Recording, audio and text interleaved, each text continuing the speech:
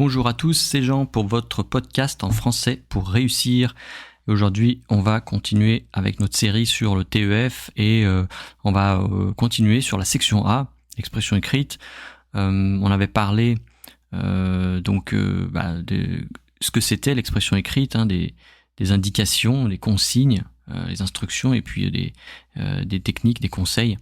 Et puis là, on va continuer avec cette section A qui est un petit peu particulière parce qu'en fait, il faut raconter un récit en fait au passé et il y a une structure particulière à respecter parce que c'est un fait divers en fait. Il y a le début d'un fait divers. C'est sur ça que vous allez être noté. C'est ça la consigne, c'est terminer en fait le début d'un fait divers en ajoutant environ 80 mots à la suite. Et un fait divers, ça se présente d'une manière particulière. C'est pas comme un autre type de texte. Et on va voir tout ça ensemble aujourd'hui.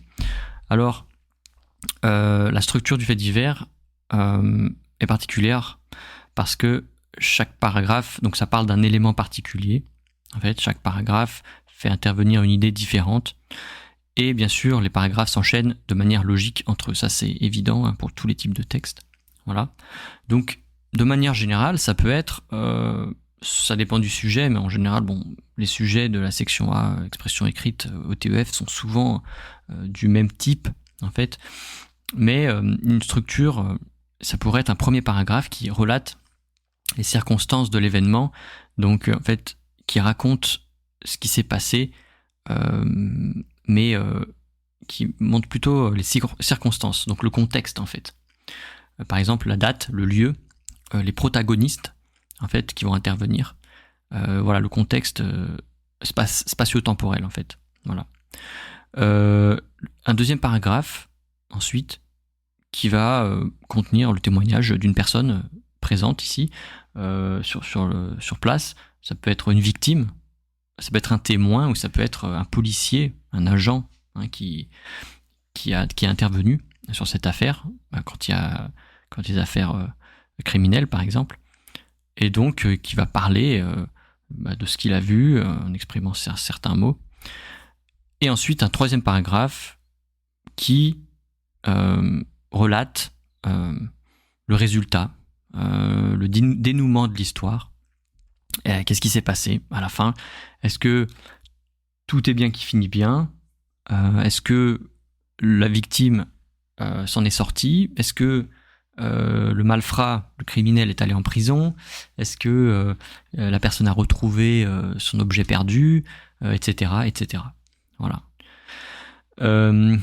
Donc, à l'inverse d'autres textes, le style journalistique, en fait, il utilise beaucoup des phrases assez courtes et simples, efficaces. C'est pour convaincre, c'est percutant, on dit. Et donc, il faut avoir ça en tête. Voilà, il ne faut pas faire des phrases trop longues, surtout que 80 mots, c'est pas beaucoup. Il n'y a pas beaucoup de phrases, donc n'essayez pas de faire trop compliqué. Par contre, pensez à intégrer tous les éléments du passé, le discours indirect, etc. L'important, c'est de décrire au premier paragraphe, de décrire qui fait l'action, quoi, qu'est-ce qui se passe, quand, à quelle heure, où, dans quelle ville, dans quel, je sais pas moi, quel bâtiment, quelle rue, et comment, voilà. Et donc, c'est comme ça que sont racontés les faits divers.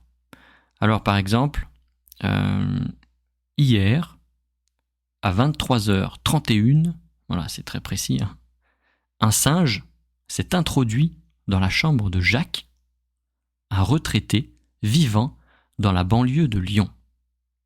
Donc, vous voyez cette phrase, hier, on a le temps, à 23h31, c'est vraiment exact, donc il n'y a aucun problème, vous pouvez mettre ça. Un singe, donc qui, ou quoi, s'est introduit, donc il est rentré dans la chambre de Jacques, donc là on a le lieu. Et qui est Jacques? Eh bien, c'est un retraité. Donc vous pouvez en fait préciser toujours, hier c'est bien, mais quand vous mettez hier à 23h31, ça va ajouter beaucoup plus de crédibilité à votre histoire, puisque ce sera précis.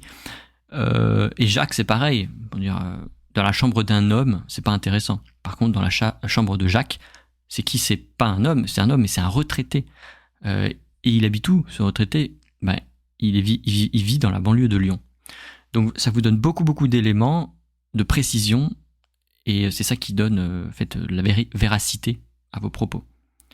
Voilà, quand vous donnez la parole à un témoin ou à un policier, à une victime, c'est bien aussi de le nommer, de la nommer cette personne. Donc vous dites j'ai été très surpris de voir ce singe arriver. Bon, alors là c'est la même personne, mais par exemple il y a un témoin, un voisin, il dit oui j'ai vu un singe et ça m'a surpris, j'ai eu peur au début. Voilà, il raconte son histoire et après vous dites nous raconta un voisin qui habitait au 2e étage, monsieur monsieur Lambert, voisin au 2e étage, a vu le singe, etc. C'est bien de préciser, toujours apporter de la précision. Vous n'avez pas besoin d'écrire beaucoup d'adjectifs et des phrases trop longues, simplement nommer, voilà, à quel endroit, à quelle heure, quel est le nom de cette personne, quelle est sa profession, qu'est-ce qu'elle faisait là à ce moment-là. Voilà. La dernière chose qui va vraiment vous apporter des points, c'est l'utilisation de synonymes pour nommer la même chose ou la même personne. Vous allez commencer par parler de ce retraité qui s'appelle Jacques. Si vous mettez un homme, c'est trop général, mais vous allez déjà dire que c'est Jacques, il s'appelle Jacques, et c'est un retraité. Vous avez déjà 2 choses qui permettent de noter, d'appeler cet homme, cette personne. Plus loin, vous allez dire le sexagénaire, par exemple, la personne qui a 60 ans et plus, ou alors le vieil homme, ou alors l'habitant de la banlieue, l'habitant de l'appartement, je sais pas moi. Vous allez utiliser des synonymes, des phrases en fait, qui vont exprimer la même chose pour que c'est plus de couleur en fait. Si vous utilisez toujours Jacques, ou si vous utilisez toujours le mot homme, ou la personne, c'est trop général, c'est pas très intéressant. Ok ? Autre exemple. L'automobiliste a frôlé la mort. Donc il a failli mourir. Le jeune homme ne portait pas de ceinture de sécurité. Donc là, c'est le jeune homme. Le jeune homme et l'automobiliste, c'est la même personne. L'adolescent n'a pas été blessé. Et là, on a l'adolescent. Donc vous avez 3 mots qui expriment en fait, qui expriment que en fait, c'est la même personne. L'automobiliste, le jeune homme et l'adolescent. En faisant ça, vous allez évidemment avoir plus de points. Donc bien sûr, pensez à la correction orthographique, donc ne pas faire d'erreur dans l'orthographe, la conjugaison, les accords, etc. Ça c'est évident. Mais utilisez tous les temps du passé et utilisez tout ce que je viens de vous dire dans la section A de l'expression écrite du TEF pour avoir plus de points. Voilà. J'espère que ça va vous aider. Je vous souhaite bon courage et à la prochaine fois.